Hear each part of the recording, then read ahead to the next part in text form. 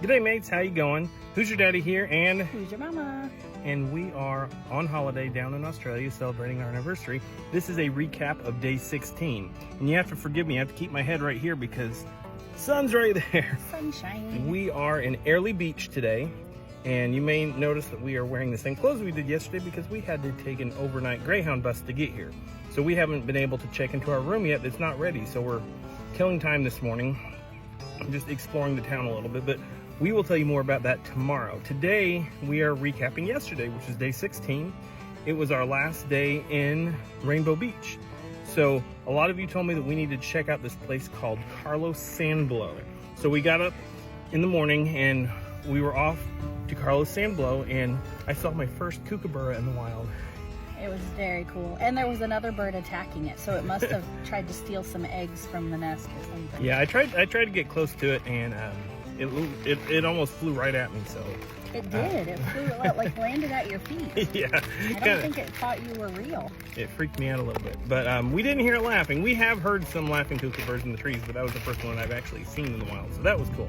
But anyway, all of you who told us that we need to go to Carlos Sandblow, you neglected to tell us how much uphill it was. Oh, but it was super cool. It was a hike way up to the top, above the beach, above the cliffs, but it was worth it. It was amazing. Okay, we just hiked from our hostel in Rainbow Beach to the Carlos Sandblow walking track here at the Great Sandy National Park. And I didn't realize it was all uphill. Give me a home among the gum trees with lots of plum trees, a sheep or two, a kangaroo, a clothesline out the back, veranda out the front, and an old rocking chair. Absolutely beautiful. Yeah, some of the best scenery I have seen since we've been down here, and that's saying a lot because there's literally been so much amazing scenery down here.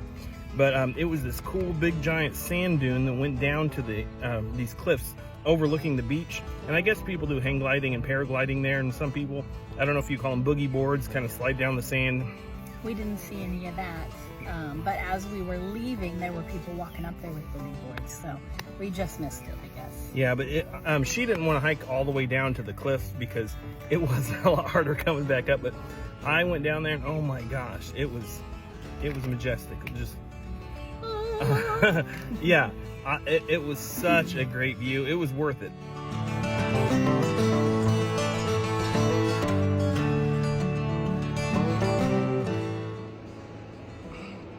Look how little everybody is. They're all like little ants.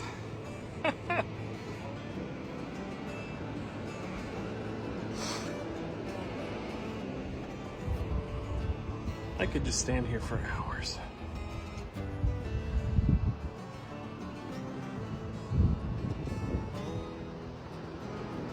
Hiking back up that sand dune was, that was work.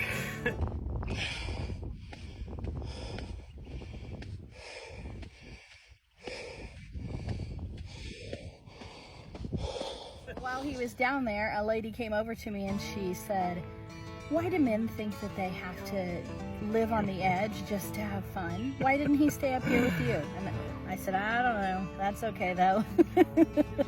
It was really cool. We enjoyed that. And so by the time I came back up there, I had to catch my breath, which gave me a chance to talk to this couple.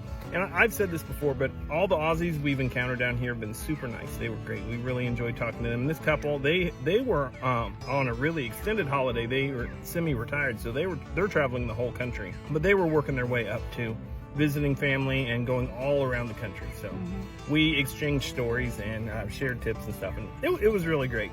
But then after that, I wanted to go cool off at the beach, so we hiked down to the beach, and there's a whole big area of Rainbow Beach where there's a bunch of four-wheel drives, and just people kind of camped out in their four-wheel drives along the edge. It was what we could see from the cliff at Carlos Sandblow, but it was you had to be careful because some of these four-wheel drives would fly by you. But we had to walk all the way down to the other part of the beach where the swimming area was only between the flags in this one section of it. So I got changed into my trunks and went swimming.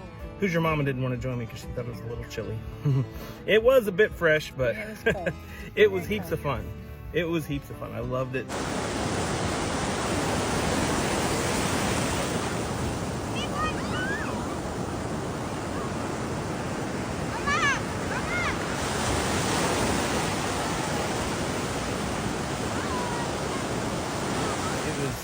I feel like the cold water is good for you. Once you get in the water, you get used to it.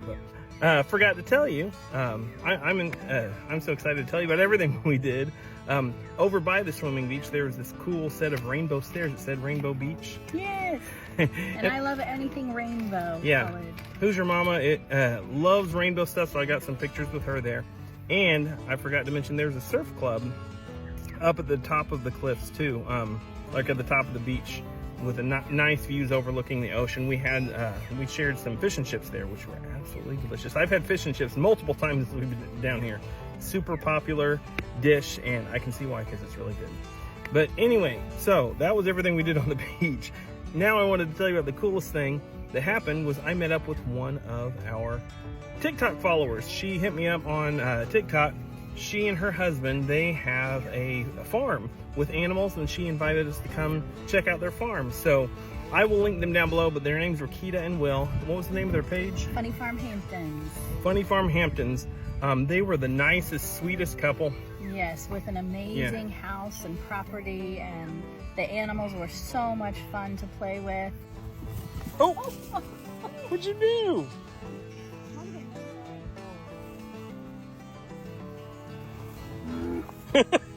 Listen to him.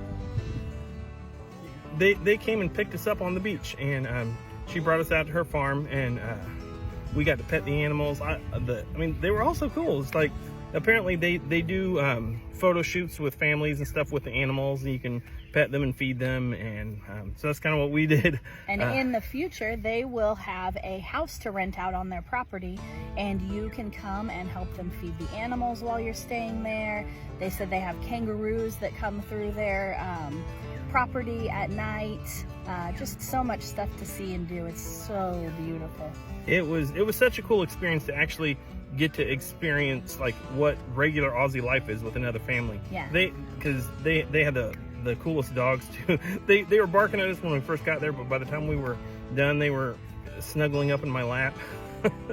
One of the nicest dachshunds I've ever seen. Look at her. And the best part about it was their sweet little boy, who finally let me hold him by the end of the night. Oh yeah, he was cutie. So cool. So thank you again, Keita and Will. We loved the experience. All you guys, make sure to follow them on TikTok, because they have a lot of cool stuff out on their farm. It was a really great experience. We stayed out there, got to see the sunset in the evening, and then they brought us back just in time for our stinking overnight bus to Airlie Beach. That took 14 hours. And one thing I did notice, we were going to swing by the servo to get some snacks for the bus ride, and I noticed that it was closed. I don't know how common that is everywhere, or if it was just this one, but most of our gas stations back home, they're open 24/7. At least the pumps are. They might close the inside, but you can always use your credit card and just swipe it or tap it or whatever at the pump. But apparently you can't do that here. At least some places you can't, at the servos here. I don't know. But anyway, we noticed that before we got on the bus, so we rode the bus all night on a Greyhound, 14 hours to get here to Airlie Beach. But we made it look at the view. We wanted to show you what it looks like out here. It is so pretty. So we are doing like the Whit Sundays and stuff while we're here. So we will tell you all about that tomorrow. So thanks for joining us. We'll see you guys again next time. Love you guys. Bye.